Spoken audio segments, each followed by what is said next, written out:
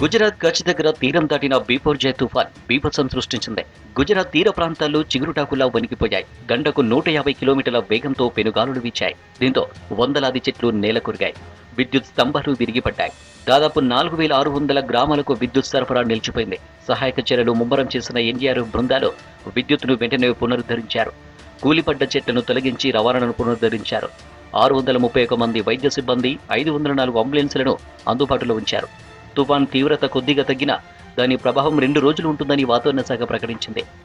The intensity of the cyclone has slightly reduced. Now it is a cyclone storm with wind speed of 70 to 80 km per hour, gusting to 90 km per hour.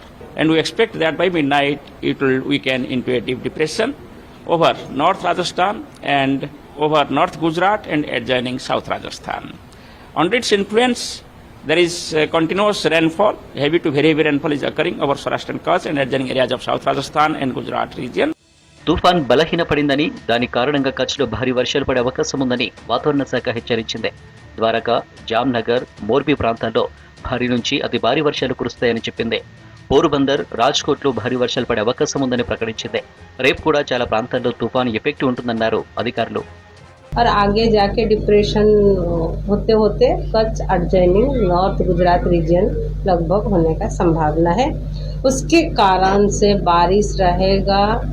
Kutch district के लिए भारी से अति भारी कुछ जगहों में और कहीं जगहों में एक्सट्रीमली हेवी रेन होने का संभावना है.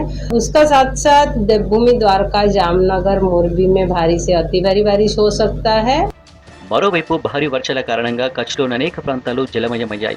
మాండ్విలోని పలు ప్రాంతాల్లో ఇండ్లలోకి నీరు చేరాయి. దీంతో ప్రజలు తీవ్ర ఇబ్బంది పడ్డారు. నలియా ప్రాంతంలో విద్యుత్ తెగిపోవడంతో 45 గ్రామాలకు విద్యుత్ సరఫరా నిలిచిపోయింది. భావనగర్లో వరద నీటిలో చిక్కుకున్న మేకలను కాపాడబోయి తండ్రి కొడుకులు చనిపోయారు.